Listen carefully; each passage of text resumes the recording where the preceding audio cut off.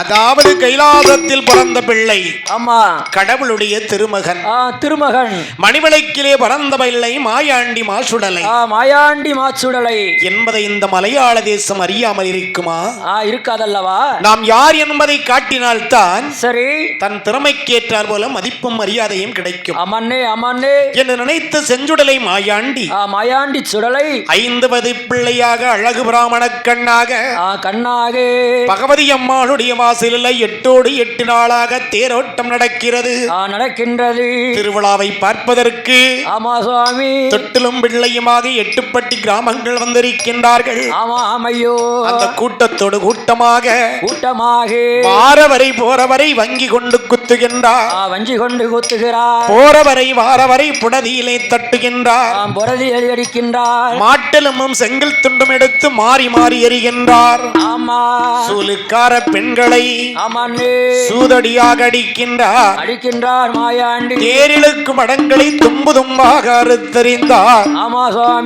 அந்த சூடத்தட்டு பூஜை செய்யும் பூசாரி சூடத்தட்டை பிடுங்கி அப்படியே அவர் புடதியிலே அடித்தார்.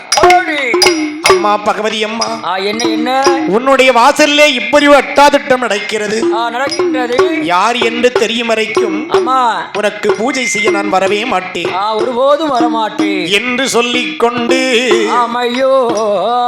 மனதுக்குள்ளே நினைத்த பூசாரி சொல்வார்த்தை கேட்டு என்ன யார் என்று உடனடியா நம்ம கண்டுபிடிச்சு ஆகணும். இப்போதே கண்டுபிடிச்சாகணும். வெள்ளி பிரம்பெடுத்தாள், திரிசூலம் கையில் எடுத்தாள், வேப்பிலையும் தான் எடுத்தாள்.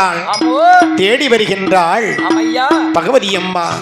நஞ்சு போட்டான் அஞ்சருக்கும் நடுச்சாம வேளையில் உண்டு தின்று ஊரடங்கும் ஒரு சாம வேளையில் கடிய நேரத்திலே மையிருட்டு வேளையிலே எப்படி தேடி வருகின்றாள் தெரியுமா? எப்படி தேடுகிறாள்? அம்மா ஒன்றாவது தெருவும் வாரா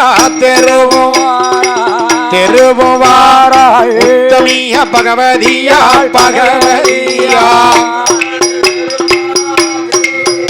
ஐயா தெருவும் வாரா பகவதியாள்